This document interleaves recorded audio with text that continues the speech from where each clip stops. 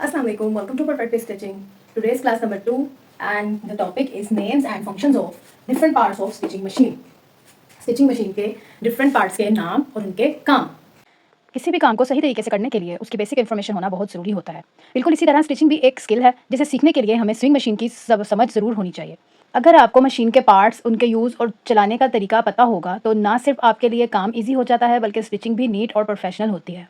इस क्लास में हम स्विंग मशीन के बेसिक पार्ट्स और उनके फंक्शंस को सिंपल तरीके से सीखेंगे ताकि आप कॉन्फिडेंस के साथ अपनी स्टिचिंग जर्नी स्टार्ट कर सकें। अब हम ये समझेंगे कि स्विंग मशीन के पार्ट्स स्टिचिंग के प्रोसेस में किस तरह काम करते हैं। चलो स्टेप बाय स्टेप देखते हैं। ठीक है जी, सबसे पहले आ जाती है स्पूल पिन। स्पूल पिन क्या है? जिसके ऊपर हम थ्रेड लगाते हैं। देन सेकंड चीज़ है the thread guide. Spool pin से क्या होता है? थ्रेड सीधा गाइड में से गुजरता है एंड देन टेंशन। यहाँ तक तो जो थ्रेड आता है वो लूज होता है। जैसे ही हम टेंशन में थ्रेड को ऐड कर देते हैं तो क्या होता है कि थ्रेड टाइट हो जाता है। अब और टेंशन के साथ ही अपर टेंशन रेगुलेटर लगा होता है, उसके आगे स्प्रिंग लगा होता है और स्प्रिंग के आगे एक छोटा सा नट होता है, वो नट कहलाता है अपर टेंशन रेगुलेटर। इसी हाल से हम टेंशन को लूज या टाइट कर सकते हैं। ठीक है, फिर है हेड और आर्म। हेड और आर्म क्या है? मशीन का जो ऊपर वाला पार्ट है मशीन का। ये हमारी सिलाई मशीन बनी हुई है, ठीक है जी। ये देखें, जो इसका ये वाला पार्ट है वो कहलाता है आर्म। देन है टेकअप लेवल। जो टेकअप लेवल है ये एक इस तरह की स्पूल होता है स्टिचिंग मशीन में। इसमें से टेंशन में से जो थ्रेड निकलता है वो इसके अंदर जाता है और ये ऊपर नीचे मूव करती है, जिसकी वजह से जो है थ्रेड आगे फ्लो करना शुरू कर देता है। उसके बाद बारी आती है नीडल की। नीडल जो है वो आपको सबको पता है कि नीडल जो है वो उसके जरिए सिलाई होती है, स्टिच लगते हैं। ठीक है, फिर नीडल बार लिफ्टर है। नीडल बार लिफ्टर कहते हैं जो प्रेशर फुट को ऊपर उठाने वाली जो बार होती है ना, प्रेशर फुट जिससे ऊपर को उठता है वो कहलाता है नीडल बार लिफ्टर या प्रेशर फुट लिफ्टर। फिर बारी आती है द प्रेशर फुट की। प्रेशर फुट क्या है? वो एक पाउंड है मशीन का। प्रेशर फुट नीडल के नीचे लगा होता है और को जो है ना फैब्रिक को होल्ड करता है स्टिचिंग के दौरान। ठीक है जी। फिर है फीड डॉग। प्रेशर फुट के बिल्कुल नीचे इस तरह के दंदों वाले 3 जाल लगे होते हैं। जाल कह लें या इस तरह से ना वो इस तरह के प्रेशर फुट के बिल्कुल नीचे 3 इस तरह के जो है ना बार्स लगी होती हैं, जिनपे जिसे हम उर्दू में दंदाल कहते हैं, वो लगे होते हैं। इनका क्या काम होता है? प्रेशर फुट से फैब्रिक को ऊपर से प्रेशर आ रहा होता है और फीड डॉग क्या करता है? ये आगे पीछे मूव करता है। जैसे हम व्हील को चलाते हैं, ये आगे पीछे मूव करता है और फैब्रिक को अपने साथ आगे ये पीछे की तरफ खींचता है। ठीक है जी, इसका ये काम होता है। क्या होता है जब व्हील मूव करता है तो ये क्या करता है? ये ऊपर वाली साइड पे होकर यूं पीछे की चला जाता है। ठीक है जी, जैसे ही ये वापस इसने इधर आना होता है ये नीचे हो जाता है और फिर इधर आकर रुक जाता है और ऊपर आ जाता है। इसी तरह ये प्रोसेस चलता रहता है और फैब्रिक जब हम सिलाई करते हैं तो वो फैब्रिक पीछे को जाता रहता है। उसके बाद बारी आ जाती है द स्टिच रेगुलेटर की। ये बिल्कुल मशीन के इस आर्म के ऊपर बनी होती है। यहाँ पे नंबर्स होते हैं, ठीक है ना, 1 2 3 इस तरह नंबर्स यहाँ से ऊपर की साइड पे 1 2 3 जा रहा होता है और यहाँ से नीचे की साइड पे। जैसे ही हम इस रेगुलेटर को नीचे करते हैं स्टिचेस का साइज बड़ा होने लग जाता है और जैसे ही इसे हम ऊपर करते हैं, ठीक है जी, तो स्टिचेस छोटे, इनका गैप छोटा होने लग जाता है। ठीक है जी। फिर बारी आती है बॉबिन बाइंडर की। ये बिल्कुल व्हील के साथ, मशीन के व्हील के साथ यहाँ पे एक लिफ्टर लगा होता है। ठीक है जी, इसके जरिए हम फिरकी भरते हैं तो इसे कहते हैं बॉबिन बाइंडर। उसके बाद बारी आती है शटल की। शटल प्रेशर फुट के नीचे वाले, लेकिन ये वाले जो फीड डॉग है इसके नीचे वाले पार्ट पर शटल लगी होती है जो कि नीचे वाली साइड से धागे को होल्ड करती है। बेसिकली शटल क्या है? वो बॉबिन होल्डर होता है और ये क्या इसकी काम क्या होता है? जब ये मशीन चल के मूव करता है तो ये बॉबिन से थ्रेड लेकर ऊपर नीडल को ट्रांसफर कर देता है और एक नॉट बन जाती है धागे की, जिसकी वजह से हमारा स्टिच स्मूथली जो है वो फैब्रिक के ऊपर लगना स्टार्ट हो जाता है। फिरकी और उसकी डब्बी वहाँ पे फिट होती है शटल पे और फिर शटल के से नीचे का धागा जो है, मतलब नीचे से जो हमने फीड किया होता है धागा, वो मूव करता है। फिर है बैलेंस व्हील। जो मशीन का जो सबसे आगे जो व्हील होता है, पहिया होता है, वो कहलाता है बैलेंस व्हील। इसके साथ मोटर भी अटैच होती है और इसी के ऊपर हथली भी लगती है, जिससे हैंड मशीन जो होती है स्टिचिंग मशीन, उसी हथली भी इसी पार्ट के ऊपर लगती है। द बॉक्स, ये मशीन होल्डर है, इसे मशीन होल्डर कहते हैं। इसके ऊपर मशीन फिक्स हुई होती है। इसको ये अब आपकी अपनी चॉइस है, आप बड़ा स्टैंड लगा लें जिसके ऊपर आप मशीन रख सकते हैं। मशीन के स्टैंड भी अवेलेबल होते हैं मार्केट में, लेकिन बिगनर लेवल के ऊपर ये बॉक्स अवेलेबल होता है। जैसे ही आप स्टाइल मशीन खरीदते हैं साथ में आपको उसका बॉक्स मिल जाता है, तो इतना हार्ड एंड फास्ट रूल नहीं है। या उसके साइड पे एक छोटा सा स्टोरेज बॉक्स बना होता है, उसमें आप अपनी बॉबिन्स और अपनी स्पूल्स रख सकते हैं। सो ये इस मशीन को होल्ड करने के काम आता है। फिर है द थ्रॉट प्लेट। मशीन में प्रेशर फुट के नीचे जो डी शेप की इस तरह की एक प्लेट लगी होती है वो कहलाती है throat plate.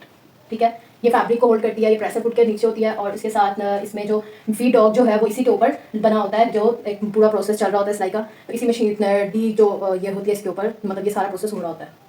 Bed slide plate, जो स्लाइडिंग प्लेट होती है इस डी प्लेट के साथ, ये कहलाती है बेड स्लाइड प्लेट।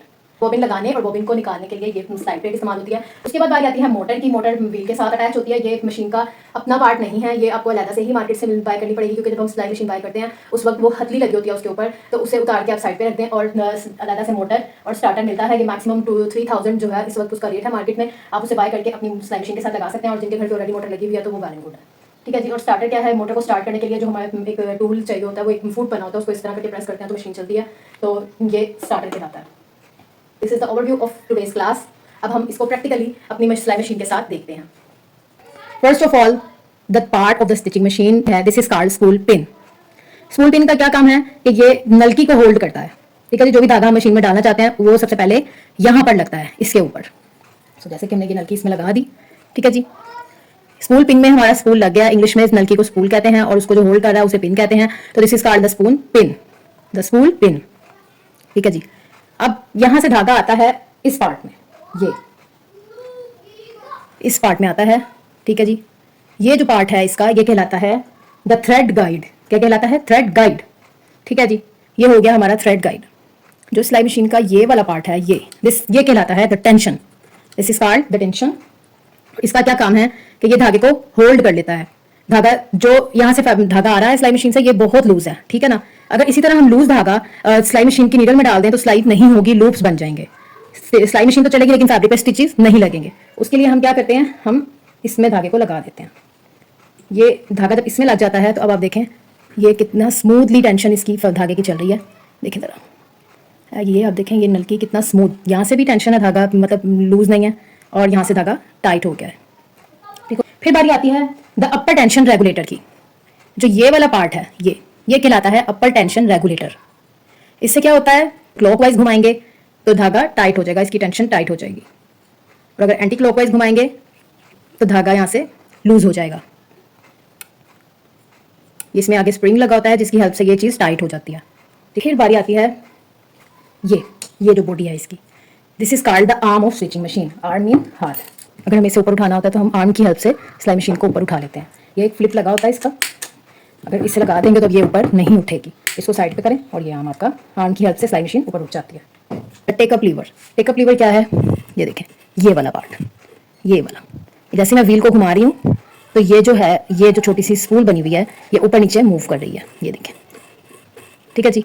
ये कहलाता है द टेकअप लीवर, यानी वो पार्ट जो धागे को ऊपर नीचे मूव करवाने में हेल्प करता है वो कहलाता है द टेकअप लीवर। फिर बारी आती है नीडल की। This is the basic part of the stitching machine. इसके बगैर सिलाई नहीं लगाई जा सकती। This is attached with needle holder, और होल्डर के ऊपर एक छोटा सा पेच लगा होता है जिसकी वजह से ये फिक्स होती है अपनी जगह पर। तो देखें ये नीडल होल्डर है। ठीक है जी। इसको खोलते हैं तो ये नीडल बाहर आ गई। ठीक है जी। अब आप देखें ये इसका चपटा हिस्सा है और ये इसकी राउंड साइड है। तो हम क्या करते हैं, ये जो चपटी वाली साइड है उसको इस तरह से रखते हैं, मतलब चपटी साइड हमारी यूँ आ रही है, अलाइंड है। ठीक है। और ये नीडल को इस तरह से ऐसे फिंगर रखेंगे और ये लग गई। ठीक है जी। फिर बारी आती है नीडल बार लिफ्टर की या प्रेसर फुट लिफ्टर की। ये पार्ट, इससे क्या होगा, जैसे हम ऊपर करते हैं तो यहाँ से फुटर जो है वो ऊपर हो जाता है। इसे कहते हैं द नीडल बार लिफ्टर और द फुट लिफ्टर। ये है the presser foot. Presser foot क्या होता है, ये देखते हैं। ये मशीन का ये वाला हिस्सा है। ठीक है जी। ये देखें, ये जब हम नीडल बार लिफ्टर ऊपर करते हैं तो प्रेसर फुट ऊपर हो जाता है, और ये कहलाता है प्रेसर फुट। हर सिलाई के लिए यही प्रेसर फुट इस्तेमाल किया जाता है, लेकिन अगर किनारे की सिलाई लगानी हो या मगजी लगानी हो तो हम ये वाले प्रेसर फुट यूज़ करते हैं। इनको सिंगल प्रेसर फुट कहते हैं, और ये डबल प्रेसर फुट होता है। और ये एक राइट साइड पे है और एक लेफ्ट साइड का है। तो मगजी लगाने के लिए, जिप लगाने के लिए ये प्रेसर फुट यूज़ होते हैं। ठीक है जी। आपको ये दंदाल नज़र आ रहे हैं इसमें, ये जो आपको ये पार्ट दिख रहा है, हम जैसे ही मशीन को मूव करेंगे ये आगे पीछे मूव करते हैं। देखें आप देख रहे हैं, जैसे ही मैं मशीन चला रही हूँ नीडल हिल रही है तो ये जो नीचे दंदाल हैं वो भी साथ साथ मूव कर रहे हैं बैकवर्ड टू फॉरवर्ड। ये जो इसके दंदाल हैं ये बैकवर्ड टू फॉरवर्ड मूव कर रहे हैं। अगर आप इनके ऊपर टच करें तो आपको फील होगा कि ये उभरे हुए हैं ऊपर वाली साइड पे। तो इनका काम क्या है, ये फैब्रिक को फ्रंट और बैक पे मूव करते हैं। मैं आपको फैब्रिक रख के भी दिखा देती हूँ। तो आप ये देखें, जैसे ही मैं इस पर फैब्रिक रख के मशीन चलाऊंगी ये अपने आप फैब्रिक मूव कर रहा है। और ये फैब्रिक के मूव करने की वजह क्या है, द फीड डॉग है हमारे पास, द स्टिच रेगुलेटर। अब स्टिच रेगुलेटर क्या है, it controls the length of the stitch. इस पार्ट पे देखें, इसके ऊपर नंबर्स लिखे हुए हैं। As you look into that, यहाँ पे नंबर्स हैं 0 1 2 3 4 5, और नीचे भी इसी तरह 0 1 2 3 4 5 है। इसको आप घुमाएं और बिल्कुल ऊपर कर दें तो क्या होगा, हमारे स्टिच बारीक हो जाएंगे, बहुत बारीक बारीक स्टिच चलने शुरू हो जाएंगे। और अगर हम इसको नीचे कर दें, और अगर हम इसको नीचे करते हैं तो हमारा क्या होगा कि हमारा स्टिच बड़ा हो जाएगा और उसमें इलास्टिसिटी ज़्यादा आ जाएगी। जो बेसिक हम स्टिचिंग करते हैं वो हम इस 2 या 1 पर रख के करते हैं नीचे वाली साइड से, ठीक है जी। 1 या 2 पे या 2 के दरमियान रख के हम स्टिचिंग करते हैं। यहाँ पे 1 या नीचे 2 पे रख के स्टिचिंग करते हैं तो हमारी स्टिचिंग स्मूथ भी आती है और नॉर्मल स्टिच यही है, ठीक है। जिस तरह आप ऊपर जाते जाएंगे स्टिच बारीक होता जाएगा और जिस तरह आप नीचे आते जाएंगे स्टिच बड़ा होता जाएगा। ये कहलाता है बॉबिन बाइंडर, ठीक है जी। ये मूव करता है, ये खुल गया है, ये उसका लिफ्टर है, ठीक है। हम वैसे इसको जब इस तरह प्रेस करते हैं तो ये इसमें लग जाता है, जब इसे ओपन करना होता है तो इस लिफ्टर को ऊपर कर देते हैं, ठीक है। अब ये हमारे पास बॉबिन है, ठीक है। आपने कोई भी थ्रेड इसके ऊपर डाला और इसको यहाँ पर लगाया और इसको दबा दिया, ठीक है जी। इसको दबा दिया, जैसे ही आप इसको दबाकर जब मशीन चलाएंगे तो ये मूव करना शुरू कर देगा। ये मैं आपको भी करके दिखाती हूँ, ये देखें, ये देखते हैं आप, जैसे मशीन चली है इसने मूव करना स्टार्ट कर दिया। अब ऑपरेटिंग ऑफ स्टिचिंग मशीन में हम बॉबिन कैसे फिल करना है हम ये भी आपको सिखाएंगे, ठीक है जी। इसी पे लगा देते हैं, क्यों क्या। इसके बाद बारी आती है द शटल की। अब शटल क्या होती है, as we open the arm of stitching machine, और इसको अगर हम यहाँ पे मूव करें